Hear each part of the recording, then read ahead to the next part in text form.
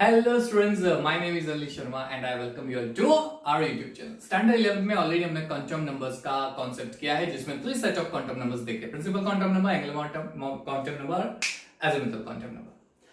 अच्छा, Schrodinger's wave equation का जो सॉल्यूशन मिलता है, as per that solutions 3 variables निकल के आते हैं जो 3 सेट ऑफ क्वांटम नंबर को जस्टिफाई करते हैं। ये चीज लास्ट वीडियो लेक्चर में मैंने आपको बताई थी।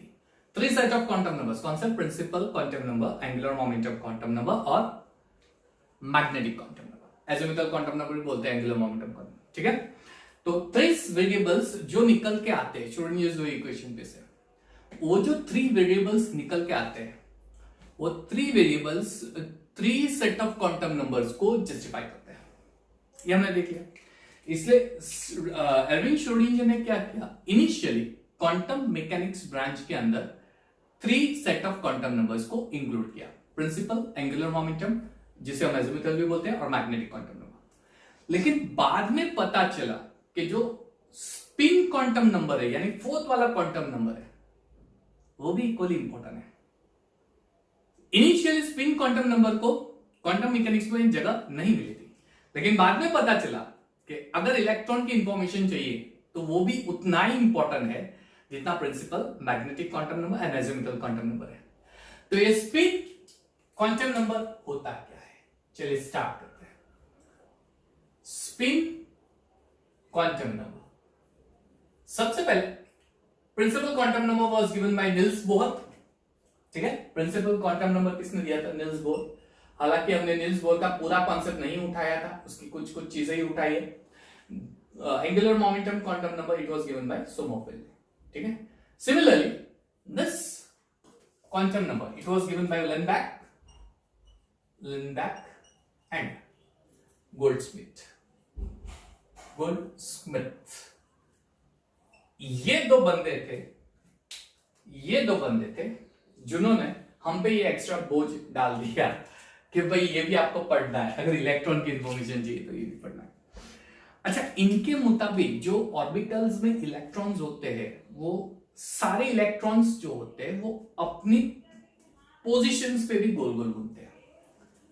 अभी तक तो यही चीज पता थी कि न्यूक्लियस के सराउंडिंग इलेक्ट्रॉन घूमते हैं वेव के फॉर्म में, लेकिन उसके साथ साथ एक और इलेक्ट्रॉन का मोशन इन लोगों ने फाइंड आउट किया, अपनी जगह पे गोल गोल घूमना, अपनी जगह पे गोल गोल घूमना। यानी इलेक्ट्रॉन के 2 तरीके के मोशन है, एक है ऑर्बिटल मोशन, ऑर्बिट जो है वो निल्स बोहर ने दिया था और हमने उसको वायलेट कर दिया, ये है ही नहीं, ये गलत बोल दिया, इसलिए ऑर्बिटल का कॉन्सेप्ट आया। तो इलेक्ट्रॉन का ऑर्बिटल मोशन होता है, लेकिन उसके अलावा स्पिन मोशन भी होता है, अपनी जगह पे गोल गोल घूमना, है ना। वो हम खेलते हैं ना, गोल गोल दानी इतना इतना पानी, वो ऐसे खेलते ना यार, ऐसे ही अपनी जगह पे गोल गोल घूमना इलेक्ट्रॉन का, ठीक है। अब सारे इलेक्ट्रॉन का मोशन कैसे होगा? मान लीजिए कि ये एक इलेक्ट्रॉन है, ये घूम रहा है क्लॉकवाइज। मान लीजिए कि इस इलेक्ट्रॉन का जो मोशन है ये क्लॉकवाइज है, यानी यहां से स्टार्ट होके ये क्लॉकवाइज घूम रहा है पूरा इलेक्ट्रॉन, अपनी जगह पे क्लॉकवाइज घूम रहा है, घड़ी की दिशा में घूम रहा है ना। तो जरूरी नहीं कि सारे इलेक्ट्रॉन क्लॉकवाइज ही घूमेंगे। उन्होंने ये फाइंड किया कि कुछ इलेक्ट्रॉन ऐसे भी है जो एंटी क्लॉकवाइज घूमते हैं, उल्टा मोशन करते हैं। यानी एक इलेक्ट्रॉन अगर क्लॉकवाइज घूमेगा तो दूसरा इलेक्ट्रॉन एंटी क्लॉकवाइज घूमेगा, उल्टा घूमेगा, ठीक है। ये ऐसा घूमेगा और ये वाला ऐसा घूमेगा, उल्टा, क्लॉकवाइज एंटी क्लॉकवाइज। उन्होंने ये फाइंड किया था। किस तरह से फाइंड किया था? तो उन लोगों ने हाइड्रोजन एटम को मैग्नेटिक फील्ड में से पास किया, हाइड्रोजन मॉलिक्यूल्स को, नॉर्थ और साउथ को। तो जब मैग्नेटिक फील्ड में से हाइड्रोजन मॉलिक्यूल को पास किया तो कुछ हाइड्रोजन मॉलिक्यूल्स के यहां पे चले गए, कुछ एटम्स और कुछ इलेक्ट्रॉन्स वहां डाइवर्ट हो गए, हाफ पार्ट में, हाफ ऊपर चले गए, हाफ इलेक्ट्रॉन्स नीचे आ गए। क्या शो करेगा? हाफ इलेक्ट्रॉन जो होता है क्लॉकवाइज होता है, बाकी का हाफ इलेक्ट्रॉन जो होता है वो एंटी क्लॉकवाइज होता है, ठीक है। यानी प्लस हाफ और माइनस हाफ, ऐसी 2 स्पिन की वैल्यू दे दी, स्पिन ऑफ इलेक्ट्रॉन, है ना, एग्जैक्टली हाफ। इसका मतलब ये हो गया कि सपोज किसी ऑर्बिटल में इलेक्ट्रॉन्स है 8, तो 8 में से 4 इलेक्ट्रॉन्स ऐसे होंगे जो क्लॉकवाइज घूमेंगे और 4 इलेक्ट्रॉन जो होंगे वो एंटी क्लॉकवाइज घूमेंगे। सपोज मान लीजिए 12 है, तो 12 में से 6 क्लॉकवाइज घूमेंगे, 6 एंटी क्लॉकवाइज घूमेंगे, तो हाफ हाफ डिवाइड हो गए, तो इसलिए उसने प्लस हाफ और माइनस हाफ वैल्यू ले ली। अब क्वेश्चन आता है, सपोज ऑड नंबर है 9 है, तो वो हम लोग हंस रूल ऑफ मल्टीप्लिसिटी पे से थोड़ा क्लियर करेंगे। ऑड है तो फिर स्पिन वैल्यू क्या होगी वो हम बाद में देखेंगे, लेकिन अगर इवन नंबर है तो एग्जैक्टली हाफ होने की वजह से ये हो जाएगा 0। ठीक है, चलिए इसको और थोड़ा अच्छे से समझते हैं। अब मैंने आपको बताया कि 4 इलेक्ट्रॉन है, तो उसमें से 2 क्लॉकवाइज और 2 एंटी क्लॉकवाइज। इसको और थोड़ा ब्रीफ समझना हो तो कैसे समझेंगे, तो उसके लिए एक दूसरा साइंटिस्ट था, एक नया बंदा था पॉली करके, तो उसका रोल समझना पड़ेगा।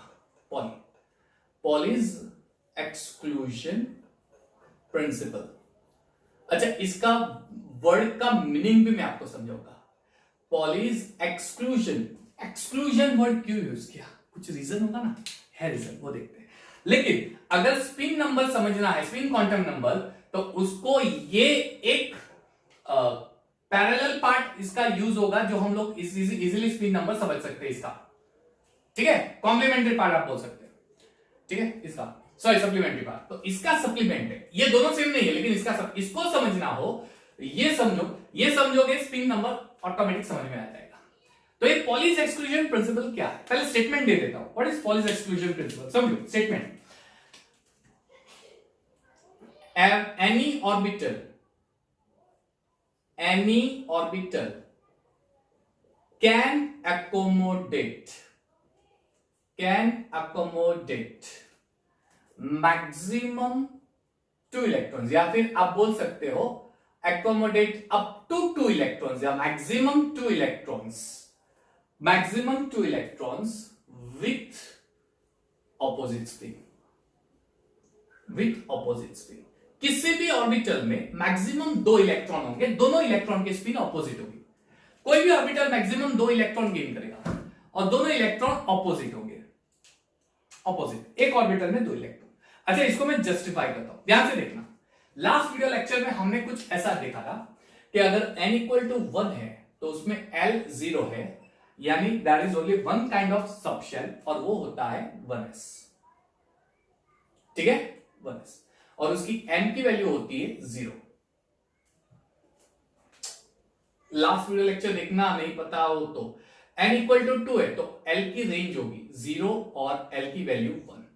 अगर 0 है तो m 0 होगा, और अगर 1 है तो m होगा +1 0 -1, यानी इसमें 3 ऑर्बिटल होते हैं, है ना। चलिए, ये होता है s ऑर्बिटल, ये भी होगा s ऑर्बिटल, लेकिन ये सारे तीनों के तीनों p ऑर्बिटल है। Now keep it in mind, this 0 is of m, not of s। s के लिए l इक्वल टू 0 होगा तो ये s ऑर्बिटल होगा। ठीक है, n के लिए m 0 इसलिए s ऑर्बिटल, ऐसा नहीं है, इट्स नॉट लाइक, ये मैंने लिखा है तो डोंट गेट कंफ्यूज्ड, m 0 इसलिए f नहीं, ऐसा नहीं है। l 0 है तो वो s ऑर्बिटल है, l 0 है तो वो s ऑर्बिटल है, और l 1 है तो p ऑर्बिटल। क्लियर, ये चीज है। अच्छा, s में सिर्फ एक ही ऑर्बिटल होगा, s में सिर्फ एक ही ऑर्बिटल होगा, तो ये 1s ऑर्बिटल, ये 2s ऑर्बिटल। 2p में 3 ऑर्बिटल होते हैं, मैग्नेटिक क्वांटम नंबर पे से नंबर ऑफ ऑर्बिटल हमने पता किया था। अच्छा, n इक्वल टू 3 है तो l 0 होगा जिसे हम बोलते हैं s ऑर्बिटल, l 1 होगा जिसे हम बोलते हैं p ऑर्बिटल, l 2 होगा जिसे हम बोलते हैं d ऑर्बिटल। s का एक ही ऑर्बिटल होता है, यानी m इक्वल टू 0। p के 3 ऑर्बिटल होते हैं, +1 0 -1। d के 5 ऑर्बिटल होते हैं, +2 +1 0 -1 -2। d के 5 ऑर्बिटल होते हैं, तो इसका 1 ऑर्बिटल, इसके 3 ऑर्बिटल, इसके कितने ऑर्बिटल होंगे, 5 ऑर्बिटल। सेम में f के 7 ऑर्बिटल। अब ये स्टेटमेंट क्या बोलता है, any orbital can accommodate maximum up to 2 electron. किसी भी एक ऑर्बिटल में ज्यादा से ज्यादा 2 इलेक्ट्रॉन होंगे, और दोनों इलेक्ट्रॉन जो होंगे उनकी स्पिन ऑपोजिट होगी। तो यहां पे लास्ट स्पिन वर्ड मैंने बोल दिया, विथ ऑपोजिट स्पिन। ठीक है, स्पिन। मान लीजिए मैंने इलेक्ट्रॉन की स्पिन को एरो से दिखाना है, एरो से दिखाना है। तो अगर मैं एक एरो अप दिखाऊंगा, मान लीजिए क्लॉकवाइज के लिए अप है तो एंटी क्लॉकवाइज के लिए डाउन है, या फिर एंटी क्लॉकवाइज अप है तो क्लॉकवाइज डाउन। तो ये एक ऑर्बिटल है, इसमें ज्यादा से ज्यादा 2 इलेक्ट्रॉन आएंगे विथ ऑपोजिट स्पिन। ये एक ऑर्बिटल है, इसमें ज्यादा से ज्यादा 2 इलेक्ट्रॉन आएंगे विथ ऑपोजिट स्पिन। ये एक ऑर्बिटल है, इसमें ज्यादा से ज्यादा 2 इलेक्ट्रॉन आएंगे विथ ऑपोजिट स्पिन। ये एक दो ऑर्बिटल है, उसमें ज्यादा से ज्यादा 2 इलेक्ट्रॉन आएंगे ऑपोजिट स्पिन के साथ। ये एक ऑर्बिटल है, उसमें ज्यादा से ज्यादा 2 इलेक्ट्रॉन आएंगे ऑपोजिट स्पिन के साथ। एक ऑर्बिटल में ज्यादा से ज्यादा 2 इलेक्ट्रॉन आते हैं, दोनों इलेक्ट्रॉन की स्पिन ऑपोजिट होती है। यानी इसमें से अगर ये क्लॉकवाइज है, क्लॉकवाइज यानी अगर ये प्लस हाफ है तो ये हो जाएगा एंटी क्लॉकवाइज यानी माइनस हाफ। तो इसका समेशन क्या हो जाएगा? 0, है ना, कैंसिल हो जाएगा, दोनों का कैंसिल हो जाता है। समझ में आया? सेम है यहां पे, ये एक ऑर्बिटल में 2 इलेक्ट्रॉन, ये एक ऑर्बिटल में 2 इलेक्ट्रॉन, एक ऑर्बिटल में 2 इलेक्ट्रॉन, 2 इलेक्ट्रॉन, ये पी ऑर्बिटल है, ठीक है। इसमें 5 ऑर्बिटल है, 2 electron, 2 electron, 2 electron, 2 electron, 2 electron, 2 electron. तो पॉली ये बोलता है कि किसी भी ऑर्बिटल में ज्यादा से ज्यादा 2 इलेक्ट्रॉन डाल दो, लेकिन दोनों इलेक्ट्रॉन की स्पिन कैसी होनी चाहिए? ऑपोजिट होनी चाहिए। किसी भी ऑर्बिटल में, इसमें 2, इसमें 2, इसमें 2 से ज्यादा आएंगे नहीं, 2 से ज्यादा इलेक्ट्रॉन होते ही नहीं, 2 इलेक्ट्रॉन होते, दोनों की स्पिन ऑपोजिट। अच्छा, उसका एक अल्टरनेटिव स्टेटमेंट भी है जो मैं आपको अभी दिखा रहा हूं। उसका एक अल्टरनेटिव स्टेटमेंट भी है जो मैं आपको दिखा रहा हूं, अल्टरनेटिव स्टेटमेंट। अच्छा, अल्टरनेटिव स्टेटमेंट क्या है वो ध्यान से समझना। No two orbital, no two orbitals, किसी भी 2 orbitals, no two orbitals can have all the same values of set of quantum numbers। किसी भी 2 ऑर्बिटल्स के जो सेट ऑफ क्वांटम नंबर्स होती है उनकी वैल्यू सेम नहीं होती। No two orbitals can have all the same values, किसी भी 2 ऑर्बिटल में कभी भी वैल्यू सेम नहीं होती। यानी किसी भी एक पर्टिकुलर ऑर्बिटल के लिए, किसी भी एक पर्टिकुलर ऑर्बिटल के लिए सेट ऑफ क्वांटम नंबर्स की वैल्यू सेम होती है, sorry, set of quantum number की वैल्यू फिक्स होती है, और वो क्वांटम नंबर की वैल्यू वापस कभी भी रिपीट नहीं होगा। यानी उसको आपको एक्सक्लूड कर देना है, निकाल देना है। मैं आपको जस्टिफाई करके दिखा रहा हूं। मान लीजिए 1s ऑर्बिटल है, अब थोड़ा ध्यान से समझना। किसी भी आपको एग्जाम में अगर ऑर्बिटल दे दे 1s 2s 2p 3s 3p ऐसा करके, ठीक है, अगर आपको एग्जाम में दे दे कोई ऑर्बिटल, तो उसमें एक चीज याद रखना, ये जो नंबर होता है ना, ये n वैल्यू डिसाइड करेगा, ये n वैल्यू डिसाइड करेगा। ये जो ऑर्बिटल है ना, ये l वैल्यू डिसाइड करेगा। अब L0 हो तो s है, L1 हो तो p, L2 हो तो d, L3 होता है। अब s है यानी l की वैल्यू 0, ये 1s के लिए। अब देख लो 2s के लिए, अब 2s के लिए देख लो, n equal to 2, l equal to 0, 2 n की वैल्यू, ये 0 की वैल्यू। अब 3s के लिए n 3 l 0, चलिए 2p ले लो, n 2 l 1, है ना। चलिए अब इसको थोड़ा और हम लोग डिटेल में समझते हैं, फिर इसमें एक और चेंज करके मैं आपको दिखाता हूं। पहले तो ऑर्बिटल की बात करता हूं, पहले तो ऑर्बिटल। तो ये देखो, दोनों ऑर्बिटल डिफरेंट हो गए, इसकी n की वैल्यूज डिफरेंट हो गई, ये दोनों ऑर्बिटल डिफरेंट, n की वैल्यू डिफरेंट हो गई। अच्छा, इसकी अगर n की वैल्यू सेम है, ये देखो n की वैल्यू सेम है, तो l वैल्यू डिफरेंट हो जाएगी, यानी l तो कभी सेम होगा, sorry, set of quantum number orbital का तो कभी सेम होगा ही नहीं। अब ये तो मैंने ऑर्बिटल की बात की, अब इसको और थोड़ा पॉली ने डिटेल दिया।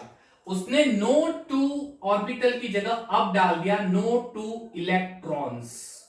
अगर सेम ऑर्बिटल के 2 इलेक्ट्रॉन है तभी भी उनके set of quantum number same नहीं होंगे। जैसे मान लीजिए यहां पे 2 इलेक्ट्रॉन है 1s के लिए, है s के लिए m की वैल्यू 0 होती है, लेकिन s की वैल्यू क्या होती है? एक इलेक्ट्रॉन के लिए प्लस हाफ, दूसरे इलेक्ट्रॉन के लिए माइनस हाफ। यानी अगर 1s में 2 इलेक्ट्रॉन है तो दोनों इलेक्ट्रॉन की n की वैल्यू 1 होगी, l की वैल्यू 0 होगी। क्यों? दोनों इलेक्ट्रॉन 1s का पार्ट है, दोनों इलेक्ट्रॉन 1s का पार्ट है। ये दोनों इलेक्ट्रॉन 1s का पार्ट है, यानी n की वैल्यू 1, l की वैल्यू 0, और l की वैल्यू 0 होगी तो m तो 0 ही होने वाले। लेकिन इन दोनों इलेक्ट्रॉन की तो स्पिन वैल्यू हमेशा डिफरेंट ही होगी, एक प्लस होगा तो एक माइनस होगा, एक प्लस होगा तो माइनस होगा। यानी ये सेट ऑफ क्वांटम नंबर, ये पूरा set of quantum number fix हो गया है किसके लिए, 1s के एक इलेक्ट्रॉन के लिए। सिमिलरली ये पूरा फिक्स हो गया किसके लिए, 1s के सेकंड इलेक्ट्रॉन के लिए, सेकंड इलेक्ट्रॉन के लिए। और ये सेट ऑफ क्वांटम नंबर अब रिपीट होने वाला नहीं है, यानी इसको मैं बाहर निकाल लेता हूं, एक्सक्लूड कर देता हूं। अब मैं नया सोचूंगा, एक्सक्लूड कर देता हूं, इसलिए वर्ड आया एक्सक्लूजन। इसको मैं एक्सक्लूड कर रहा हूं, बाहर निकाल देता हूं, इसको अब मैं सोचूंगा ही नहीं, अब इसके लिए मैं दूसरा कुछ सोचूंगा। यानी हर एक particular set of quantum number particular electron का होता है, वो फिक्स होता है, वो वापस कभी रिपीट नहीं होगा, वो वापस रिपीट नहीं होगा। हर एक इलेक्ट्रॉन का set of quantum number same होता है, वो रिपीट नहीं होगा। यानी एक ऑर्बिटल में दो इलेक्ट्रॉन होंगे, दोनों की स्पिन डिफरेंट होगी, एक क्लॉकवाइज एक एंटी क्लॉकवाइज। इसका मतलब दोनों इलेक्ट्रॉन के सेट ऑफ क्वांटम नंबर भी डिफरेंट होंगे, है ना? समझ में आ रहा है जो मैं बोल रहा हूं? ये चीज पूरी आपको याद रखनी है। समझ में आया? इसको कहीं पे आपको कुछ अच्छे से नोट डाउन करना हो कहीं पे, तो आप नोट डाउन कर सकते हो, स्क्रीनशॉट है। डन। चलिए, तो अब मैं आपको कुछ बढ़िया सी चीज लिख के दिखाता हूं, और ये टेबल आपने कर दिया, मान लीजिए ज्यादा से ज्यादा क्वांटम नंबर्स के क्वेश्चंस आपने सॉल्व कर लिए, ज्यादा से ज्यादा क्वांटम नंबर्स के क्वेश्चंस आपने सॉल्व कर लिए, एंड दैट्स माय गारंटी, ये मैं गारंटी देता हूं। ये टेबल कर लिया, मैक्सिमम आपने सॉल्व कर लिया। टेबल कौन सा है? प्रिंसिपल क्वांटम नंबर यहां पे, यानी एन वैल्यू। चलिए, azimuthal quantum number, azimuthal quantum number L value. Magnetic quantum number, magnetic quantum number यानी एम वैल्यू, और spin quantum number, spin quantum number यानी एस वैल्यू। ठीक है?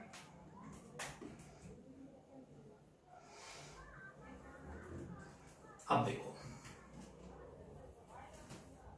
अब देखो, पहला शेल होता है, पहला शेल n इक्वल टू 1 यानी k शेल हो गया, तो l की वैल्यू क्या होगी? l की वैल्यू 0 टू n-1, यानी ये जो l होता है, ये जो l होता है, यहां पे मैं साइड पे लिखते जा रहा हूं, बहुत बहुत बढ़िया बढ़िया से पॉइंट लिखते जा रहा हूं। पहला point, 0 is always less than equal to l less than n। ठीक है? ये पहला पॉइंट, यानी l की वैल्यू ऑलवेज 0 होगी। m क्या होगा?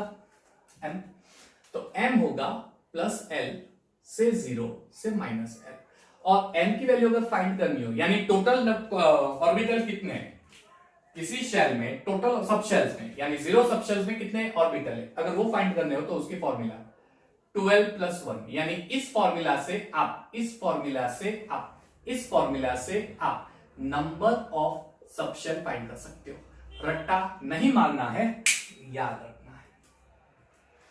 L की वैल्यू 0 डाल दो, आपको मिल जाएगा एक सबशेल, यानी s ऑर्बिटल में एक ही सबशेल होता है, और वो होता है 0 सबशेल। हो गया? तो ये 1s ऑर्बिटल के लिए हो गया। ये किसके लिए हो गया? 1s ऑर्बिटल के लिए। अब उस s ऑर्बिटल में कितने इलेक्ट्रॉन होंगे? मैक्सिमम 2 इलेक्ट्रॉन होते हैं, मैक्सिमम 2 इलेक्ट्रॉन होते हैं, है ना? Maximum 2 electron with opposite spin. तो इसको मैं ऐसा लिखूंगा, है ना? या फिर आप ऐसे लिख सकते हो, प्लस हाफ और माइनस हाफ, एक इलेक्ट्रॉन का प्लस हाफ, दूसरे इलेक्ट्रॉन का माइनस हाफ। ये पहले शेल के लिए के शेल। अब दूसरे शेल के लिए n इक्वल टू 2 यानी L शेल 2s। ठीक है? चलो, L इक्वल टू 0 पहला। अब देखो 2 है ना, तो यहां पे लेस देन 2 यानी 1 होगा, तो 0 तो होता ही है लेकिन 1 भी होता है, यानी L की वैल्यू 0, L की वैल्यू 1।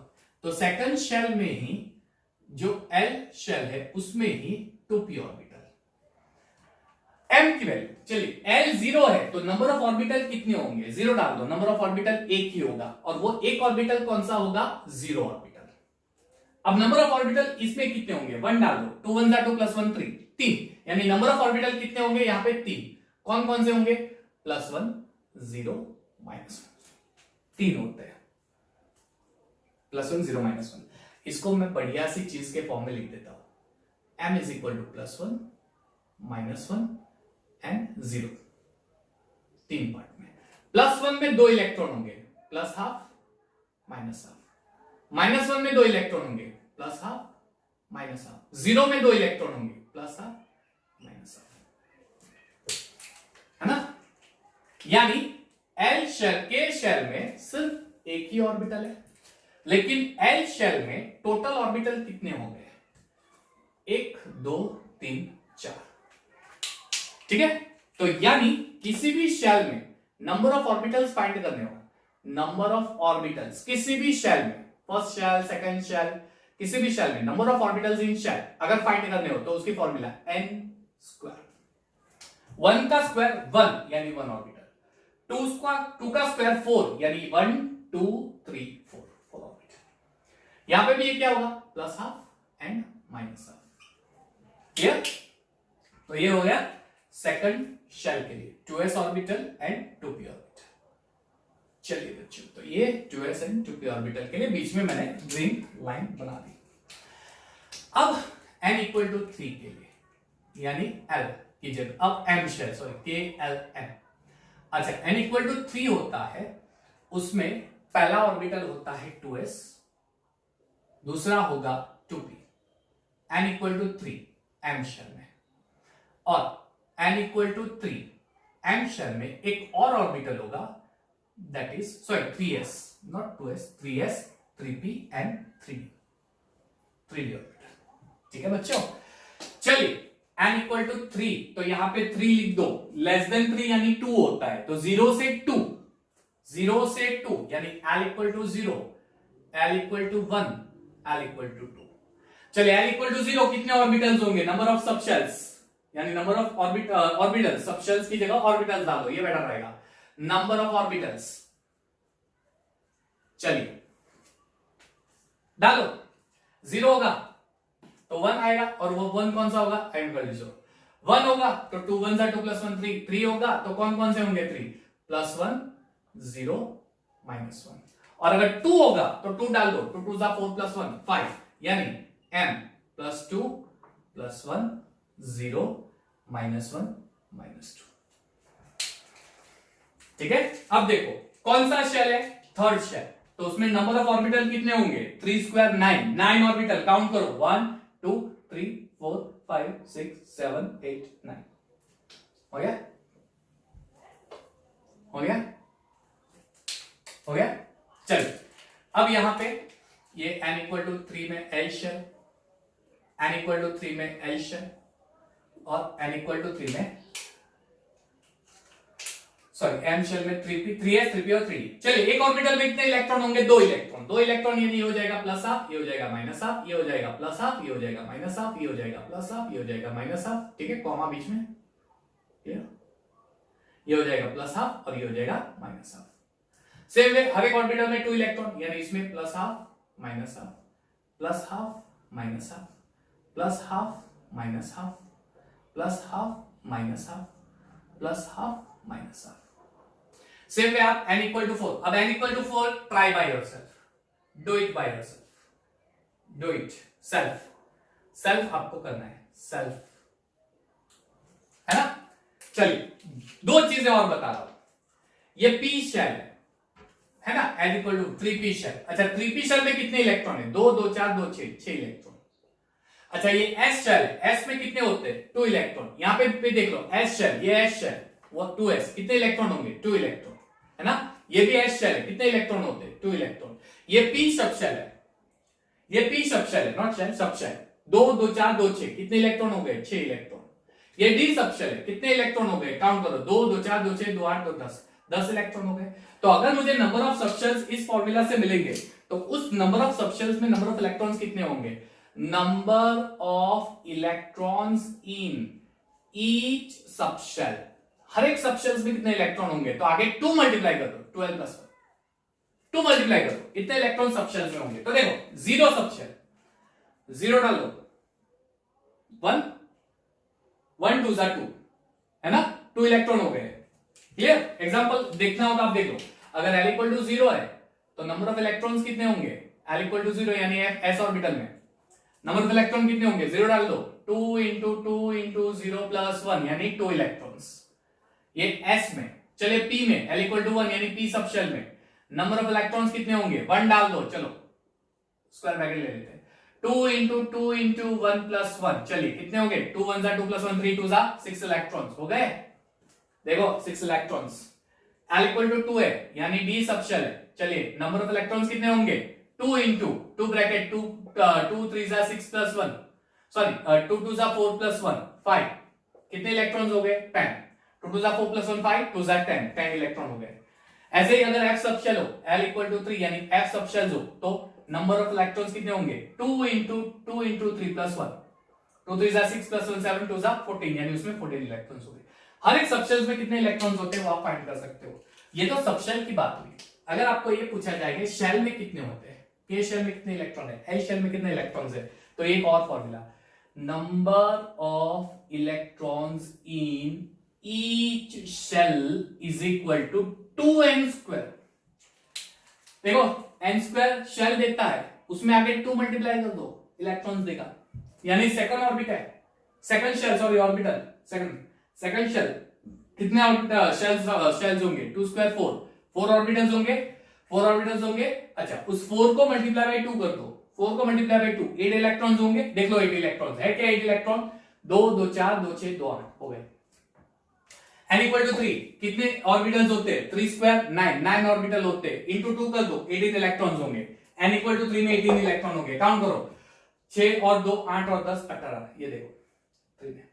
n इक्वल टू 4 होता है, 4 यानी कितने सबशेल्स होंगे, 4 स्क्वायर 16 इंटू 2 32 इलेक्ट्रॉन्स होंगे 4, यानी किसी भी शेल में इलेक्ट्रॉन ये, किसी भी सबशेल्स में ये इलेक्ट्रॉन, शेल के लिए ये, सबशेल्स के लिए ये, सबशेल्स ऑर्बिटल बोल सकते हो, ऑर्बिटल भी बोल सकते हो, you can say orbital also for subshells. हर एक शेल में कितने ऑर्बिटल्स होंगे, ये कितना आसान हो गया, ये कर दिया ना आपने, मेरी गारंटी है, ये कर दिया ना, quantum number, set of quantum numbers के सारे क्वेश्चंस आप कर सकते हो, सारे क्वेश्चंस कर सकते हो। इसको अच्छे से छाप दो, n इक्वल टू 4 का भी आप लिख देना, ठीक है। कुछ बढ़िया से पॉइंट में नेक्स्ट वीडियो लेक्चर के स्टार्टिंग में आपको दिखाने वाला हूं, क्लियर। तो यहां पे हम लोग क्वांटम नंबर का कॉन्सेप्ट खत्म कर रहे हैं। नेक्स्ट वीडियो लेक्चर में इसका थोड़ा 5-10 मिनट्स का ब्रीफ जाएंगे, थोड़ी डिटेल देंगे, फिर हम लोग नेक्स्ट इलेक्ट्रॉनिक कॉन्फ़िगरेशन पे चले जाएंगे। तब तक देखते रहिएगा मेरे साथ, पढ़ते रहिएगा मेरे साथ। Thank you everyone and have a nice